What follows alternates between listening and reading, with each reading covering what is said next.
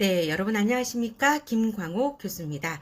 오늘은 여러분들과 비교과 시간에 원래 풀려고 했던 이 조리 기능사 공통 과목에 대한 여러 문제들을 풀어보는 시간 가지도록 하겠습니다. 자, 이 풀이를 보기 전에 문제를 풀어보지 않고 이 풀이부터 보는 것은 잘못된 방법이다 말씀을 드렸죠. 그래서 나눠드린 문제 먼저 한번 보시고요. 그리고 본인의 답이 맞는지 확인하는 과정으로 들어보시면 좋을 것 같습니다. 먼저 공통 과목들 중에 위생관리부터 시작해 보도록 하겠습니다. 네, 화요일 오전 수업에 문제를 다 풀었는가 확인을 해보니까 여러분들 아주 성실하게 잘 풀어 오셨습니다. 이제 첫 번째 문제부터 풀어볼 텐데요. 이 문제에 첫 번째 문제부터 제가 이렇게 얘기하면 좀 그럴 수도 있지만 이게 시대에 맞는 문제가 있고 조금 구색을 맞추기 위한 문제가 있는 것 같아요.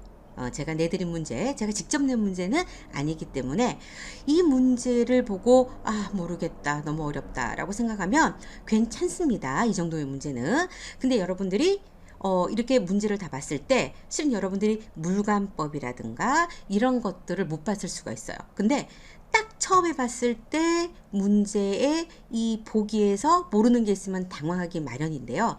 이 조리기능사 시험은 엄청나게 어려운 국가 면허는 아닙니다. 그렇기 때문에 여러분들이 충분히 상식으로도 풀 수 있는 문제들이 많이 있습니다. 그래서 우리가 이 문제를 좀 더 쉽게 그냥 상식선에서 생각을 한번 해보도록 하겠습니다. 식품에 식염을 직접 뿌리는 염장법은 이라고 했습니다. 자, 직접 뿌린다. 그럼 마른 소금을 그냥 뿌린다. 그래서 눈치가 빠른 친구들은 자, 2번이라고 체크를 할 수가 있습니다.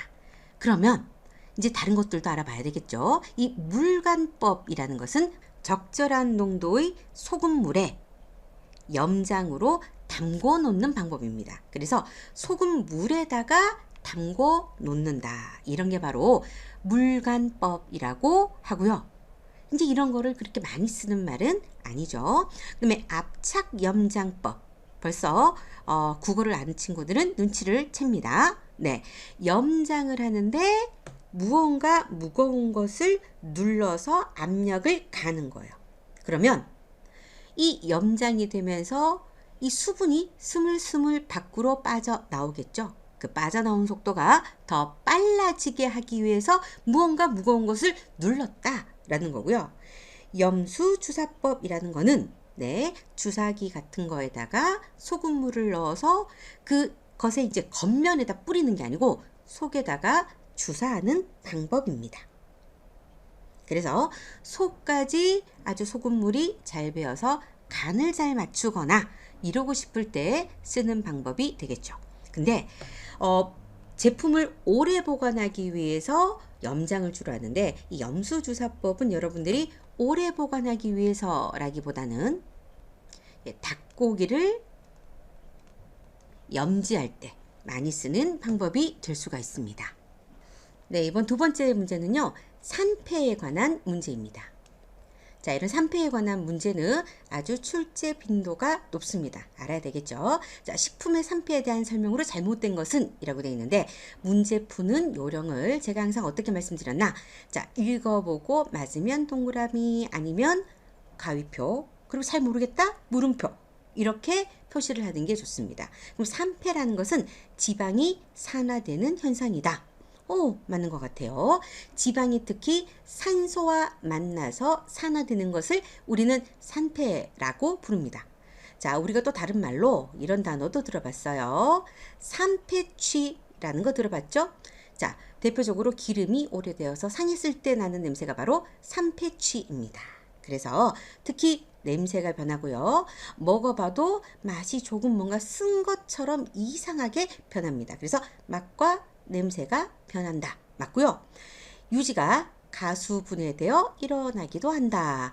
물론 산패는 두 가지로 나눌 수가 있습니다. 가장 많은 게 산소와 결합하는 거고요. 그리고 우리가 기름 같은 것을 짰을 때 예를 들어서 참기름을 짰을 때 이 참기름을 압착하는 방법으로 짜다 보면 기름도 나오게 되고 거기에 남아있던 수분도 나올 수가 있습니다.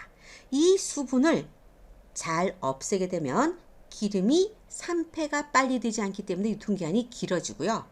수분이 같이 존재하게 된다면 산패 속도가 올라갑니다. 자, 근데 여기에는 또 유지가 가수분해되어 일어나기도 한다라고 돼 있죠. 자, 수분이 있다면 역시 물과 함께 있어서 일어나는 분해가 가수분해입니다. 물이 포함되어서 물이 들어가서 분해시키는 게 가수분해죠. 유지가 가수분해되어도 산패는 일어납니다. 자, 그래서 이게 산소에 의해서 일어난다.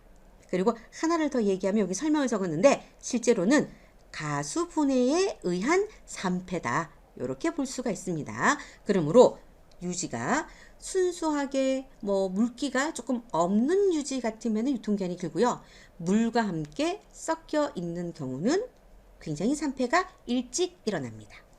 그리고 이 조리기능사 시험에서는 잘 나오지 않는 내용이지만 자유수 결합수 부분을 배울 때 유지의 산패 속도를 이렇게 나타냅니다. 자, 산패 속도가 굉장히 이건 빠르다라고 보겠죠? 느려졌다가 높아집니다. 적당한 수준의 물이 있으면은 산패가 느려요.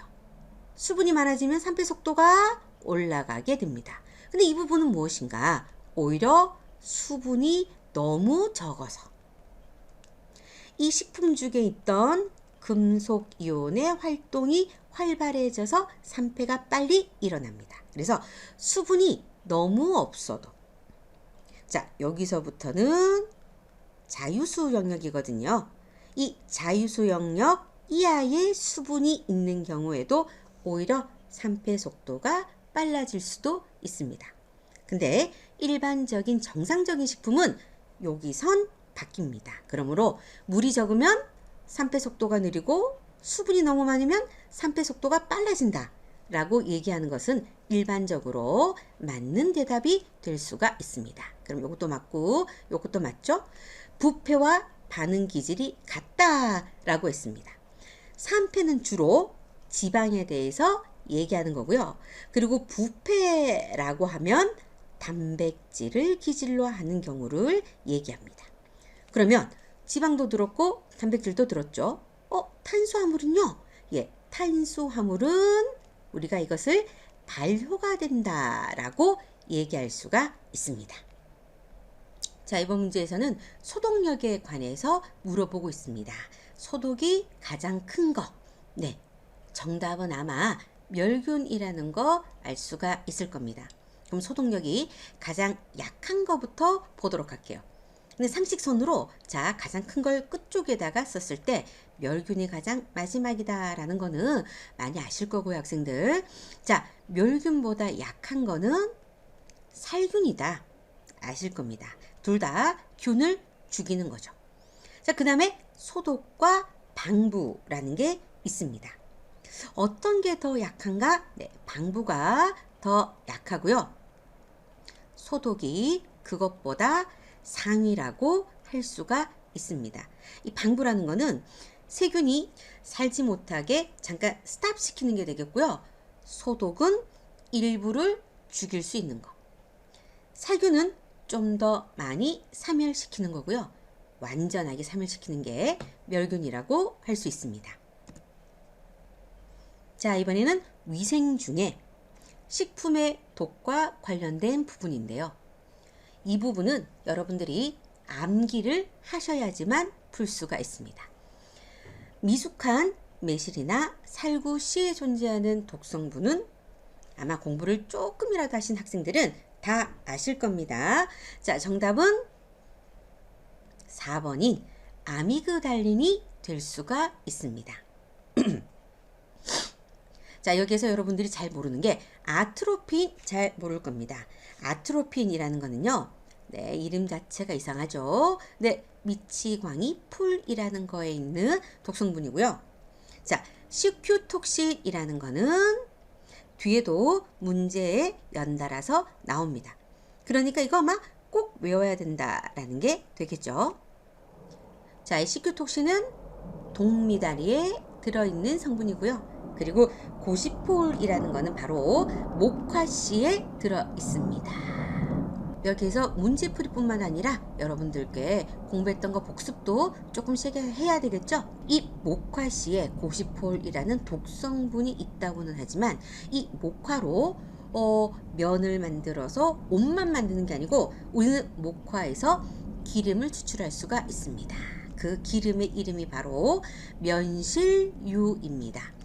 당연히 우리가 식용으로 먹는 면실유에는 이 고시폴은 제거되고 없는 상황입니다. 그래서 고시폴은 목화씨, 그리고 이 목화에서 면실유를 추출할 수 있다. 근데 면실유는 우리가 그냥은 먹지는 않습니다. 이 면실유를 다시 가공을 해서 섭취를 하게 되겠죠. 이 면실유로 뭐 쇼트닝이나 이런 종류들의 가공유를 재가공해서 만들어냅니다. 자, 이것도 역시 암기 부분인데요. 앞에 거보다 훨씬 더 쉽습니다. 자, 확실하게 아는 거 얘기해 보세요. 네, 여러분들이 아는 독성분 감자, 솔라닌은 되게 많이 알아요. 확실히 맞죠? 보고에서 테트로도톡신은 네, 확실히 압니다. 아까 동미다리 뭐라고 들으셨나요? CQ톡신이다 라고 들었죠? 그럼 동미나리는 여기다 적을게요. 다시 한 번 더. CQ톡신이고요. 자, 섭쪽의 삭식토신이고 실은 요거 맞습니다. 근데 이 동미나리가 CQ톡신인 걸 아니까 요게 확실히 잘못됐죠. 그럼 베네루핀은 무엇인가? 베네루핀은 바로 이렇게 빼서 적을게요. 모시 조개에 있는 독성분입니다. 근데 이 독성분은 항상 있는 게 아니고요. 자, 여러분들 폐류독 들어보셨죠? 조개류에 있는 독입니다. 근데 이 폐류가 늘 독을 가지고 있는 게 아니고 독이 있을 때가 있기 때문에 경보 중에 식중독 경보라는 것도 있고 뭐 여러 가지 질병에 대한 경보도 있지만 이 폐류독 경보라는 것도 있습니다. 이 폐류독 경보가 뜨게 되면은 이 폐류에 대한 산지에서의 이 경매가 중단이 됩니다. 그래서 유통이 되지가 않습니다. 근데 이거 굉장히 헷갈린다라고 하던데요. 저는 어떻게 공부했나? 이 섭조개에 시읒이 들어가니까 삭식토신. 그리고 이 비읍과 미음이 비슷하잖아요. 그래서 모시조개는 베네루핀. 이렇게 외웠던 것 같습니다. 근데 이 섭조개라고 나오면 쉬운데 이 홍합이라고 하면 또 히읗이고 시읒이니까 연결이 잘 안 돼요. 이럴 수도 있습니다. 홍합이라고도 부르고요. 이 홍합을 섭조개라고도 부릅니다. 그래서 정답은 잘못 연결된 거 3번이고요. 이 식품과 독성분은 굉장히 많이 출제되는 문제입니다. 자, 식중독 중에 식품 취급자의 화농성 질환에 의해서 감염되는 식중독 물었습니다. 화농성 질환이라고 하면 염증, 고름 이런 것들을 얘기합니다. 이 사람의 코 점막 그리고 피부에 있는 뭐 어떤 상처가 나서 염증이 생겼다. 이런 데는 황색 포도상 구균이 있을 수 있습니다. 그래서 얼굴에 여드름성인데 이게 화농성이라서 염증이 너무 심한 사람들은 주방에서 일을 할 수가 없는데요.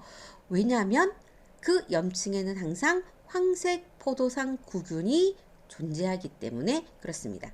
그리고 손을 다쳤을 때도 굉장히 여러 겹으로 꽁꽁 묶어야 되는 게 이 황색 포도상 구균이 우리 몸에서 음식으로 넘어가지 않게 하기 위해서 그렇습니다.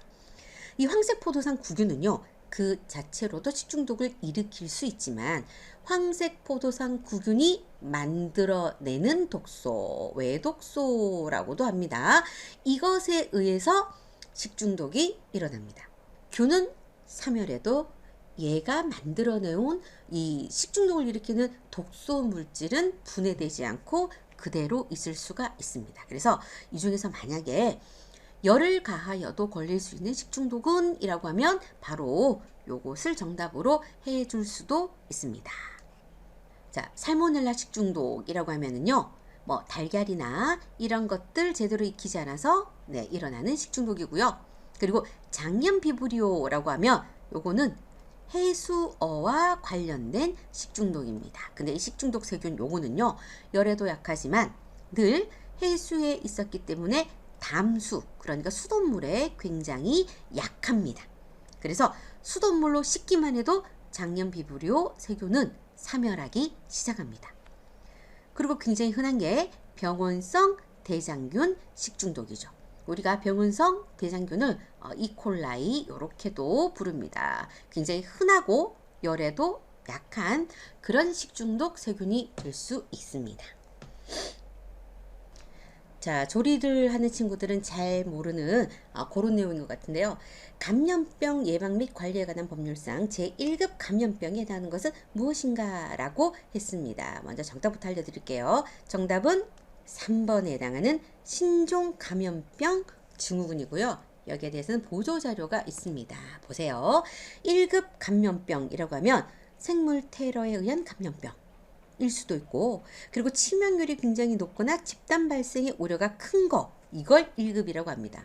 그리고 격리할 때 다른 사람들한테 굉장히 많이 퍼질 수가 있으니까 음압 격리를 해야 되는 그런 병이래요. 자, 우리가 얼마 전부터 계속 겪고 있는 코로나 바이러스 같은 것들이 바로 제1급 감염병이라고 할 수가 있겠죠. 그리고 2급 감염병이라는 거는 전파 가능성이 있어요.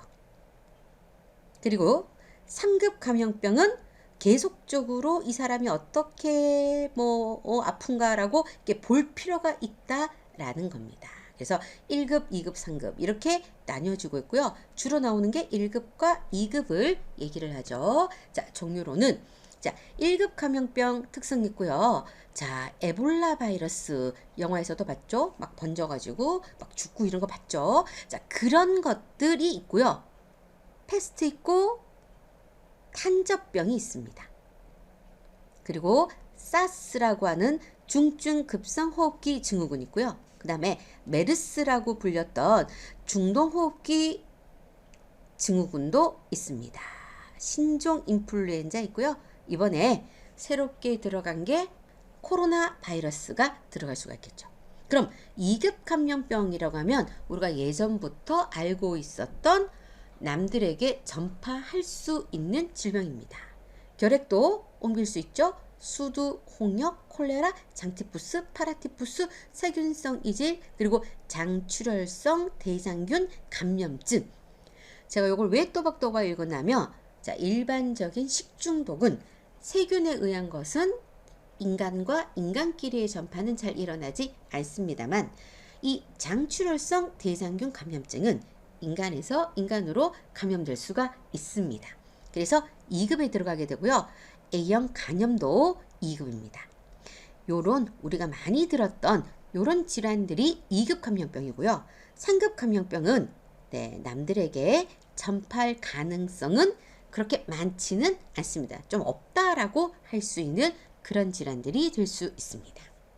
자, 아플라톡신이라는 거에 대해서 물어보고 있습니다. 아플라톡신이라고 하면 제가 설명을 먼저 보여드릴게요. 자, 아플라톡신이 이 위키데베카에는 어떻게 나왔나?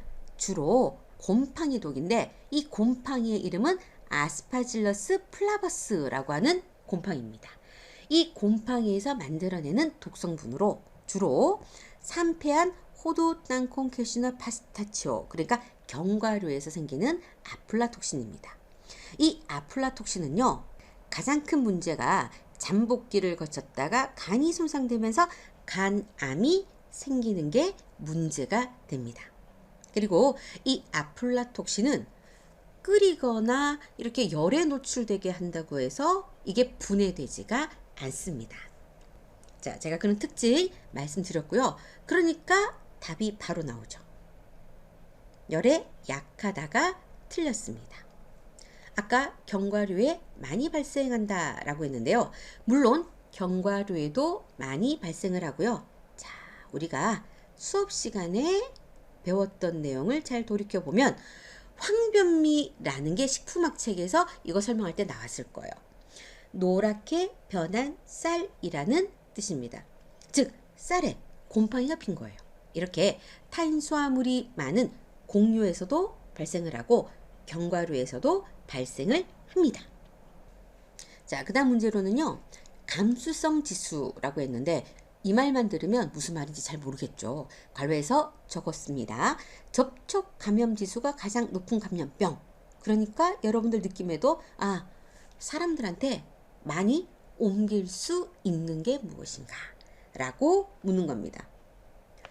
여러분들이 아직 식품위생학이나 이런 것들을 안 배운 학년이 있어서 조금 어려울 수도 있어요. 자, 그래서 굳이 그 내용을 다 알지 않아도 나오는 게 아주 한정적이기 때문에 이렇게 문제 하나에 대해서 그냥 답만 딱 아는 게 아니고 이게 왜 답인가를 제대로 알면은 문제가 바뀌어도 뭐 비슷한 문제가 나오거든요. 그래서 풀 수가 있습니다. 자, 폴리오라는 게 요게 소아마비를 일으키는 겁니다. 근데 느낌으로 오지 않아요? 이 소아마비는 전염성이 있어요, 없어요? 없죠. 그러므로 여기서 얘기하는 접촉 감염 지수가 낮을 겁니다. 자, 홍역은 어때요? 홍역 걸리면 학교 가요, 안 가요? 안 가죠. 왜? 친구들한테 옮기니까 그렇습니다. 굉장히 전파력이 높은 질환입니다. 자, 여기 적어놨죠, 실은? 네. 가장 높은 게 홍역과 천연두예요. 남에게 옮기지 않는다라고 보는 게 바로 소아마비입니다. 그 다음에 백일해라는 거는 어린 아이들이 기침을 굉장히 많이 한다고 해서 100일 동안 기침을 한다고 해서 이름이 백일해예요.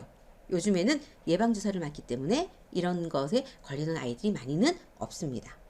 그리고 디프테리아도 있습니다. 자, 여기서 여러분들이 또 하나 알아놔야 될 게, 자, 우리는 병을 일으키는 거에 대해서 세균도 배웠고, 예, 바이러스도 배웠습니다. 그래서 구분을 한번 해볼게요. 자, 이 폴리오라는 소아마비는 이 폴리오 바라고 적겠습니다. 바이러스고요. 홍역도 바이러스입니다. 백일해는 백일해균에 의해서 생기는 균, 그러니까 세균이죠. 디프테리아도 세균입니다. 자, 여기에서 세균과 바이러스 제가 두 개만 얘기했는데 가끔 또 어떤 학생은 교수님 박테리아는요? 이렇게 물을 수도 있어요. 왜냐면 이런 말을 아직도 쓰는 분들이 있거든요. 근데 요즘에 공식적으로 박테리아라는 말은 쓰지 않습니다. 세균과 박테리아가 동일어예요. 그래서 세균과 바이러스 차이, 요것만 알면 됩니다. 자, 세균은 자기 혼자 살 수 있다. 바이러스는 크기가 굉장히 작고 자기 혼자는 못 살고 숙주가 있어야지만 산다. 요런 것들이 특징이라고 할 수가 있겠죠. 자, 요 문제에서 일단 답은 가장 남들에게 전파를 많이 할 수 있는 거는 정답은 일단 홍역이고요. 가장 낮은 거는 소아마비다. 요 정도 알아두시면 되고, 더불어서 세균과 바이러스의 차이점도 간단하게 알아봤습니다. 자, 이번 문제는 학생들이 읽기만 해도 포기하고 싶은 문제일 수도 있습니다. 경구 감염병과 세균성 식중독의 차이점에 대한 설명으로 옳은 것은 무엇인가 라고 했습니다. 자, 먼저 여러분들이 생각해야 될 게, 자, 우리가 지금 숨쉬고 있는 이 공기 중에 세균성 식중독 균이 있을까요, 없을까요? 있습니다. 있는데 이것만으로는 얘네들은 식중독을 일으킬 수가 없습니다. 왜냐하면 세균성 식중독은 자, 장관에 작용하는 세균이에요. 그럼 일단 숨을 쉬게 되면은 장으로 들어가는 게 아니고 폐로 들어갑니다. 상관이 없죠. 음식과 함께 먹었더니 장관으로 들어가요. 식도를 거쳐서 위로 갑니다. 위에는 뭐가 있어요? 위산이 있죠. 위산이 세균을 거의 다 없애고 위를 거치고 나면 그 다음에는 간에서 쓸개즙을 만들어냅니다. 담즙산이라고도 하죠. 이 쓸개즙과 담즙산은 상과 반대인 염계 성질을 가지고 있어요. 그래서 이것으로 남아있는 세균들을 또 한 번 없애버립니다. 그래서 숫자가 얼마 되지 않으면 장관에서 숫자가 늘어난다 하더라도 식중독 증세를 일으키지 못할 만큼의 숫자가 되기 때문에 식중독이 일어나지 않습니다. 그러면 식중독이 일어나려면 아예 입으로 들어오는 세균 수가 자체가 굉장히 많아야 돼요. 그래서 여기도 거치고 여기도 거치고 그래도 많이 살아남아야 돼요. 그러면 인간의 한 7m 정도 되는 소장을 통과하면서 숫자가 많아져서 그래서 대장쯤 가서 식중독 증세가 일어날 수가 있습니다. 그러면 벌써 요거 틀렸어요. 경구 감염병은 다랑균이 아니고 요거는 소량으로도 일어날 수 있고요. 세균성 식중독은 보통 숫자가 많아야지만 식중독 증세가 일어납니다. 2차 감염이라는 것은 다른 사람에게 또다시 옮기거나 이런 거예요. 자, 제가 바이러스성 식중독은 2차 감염 일어날 수 있지만 세균성 식중독은 2차 감염이 거의 없다라고 말씀을 드렸습니다. 자, 식중독 한번 걸렸다고 해서 다시는 안 걸린다. 이런 거는 아니죠. 그래서 경구 감염병은 면역성이 있죠. 네, 호흡기를 통해서 일어나는 그런 병들은 면역이 생깁니다. 세균성 식중독은 면역성이 없어요. 또 걸립니다. 그래서 요것도 틀린 설명. 세균성 식중독은 잠복기가 짧고 경구 감염병은 일반적으로 잠복기가 길다. 자, 코로나 때문에 여러분들이 많이 알게 돼요. 자, 코로나 이런 것들 걸릴 때 잠복기가 며칠 되죠. 뭐 이틀에서 적어도 뭐 3일, 일주일까지도 얘기를 합니다. 근데 세균성 식중독은 이게 독소용으로 굉장히 잠복기가 짧을 때는 4시간. 더 짧은 사람은 한 2시간만 해도 나타납니다. 식중독 걸려서 바로 속 안 좋은 경우 있죠. 그 독소형이에요. 그런 경우는 한 2시간 정도. 그리고 먹고 난 다음에 좀 빠르면 8시간, 평균 한 16시간 정도가 되어야지만 식중독 증상이 일어납니다. 이 시간이 입에서 위를 거쳐서 소장을 거쳐서 대장까지 가는 시간이에요. 그래서 이 경구 감염병과 세균성 식중독을 두 개를 비교해 보면 세균성 식중독이 잠복기가 짧고 경구 감염병은 이것보다는 잠복기가 깁니다. 그래서 정답은 4번이고요. 실은 여러분들한테는 조금 문제가 길어서 생각하기 싫어서 어려운 문제가 될 수 있는데 요거 알아놓으면 꼭 맞출 수 있는 문제입니다. 생각보다 설명이 길어서 시간이 오래 걸렸습니다. 자, 여기에서 잠깐 쉬도록 할게요. 위생관리 파트 1을 마치도록 하겠습니다.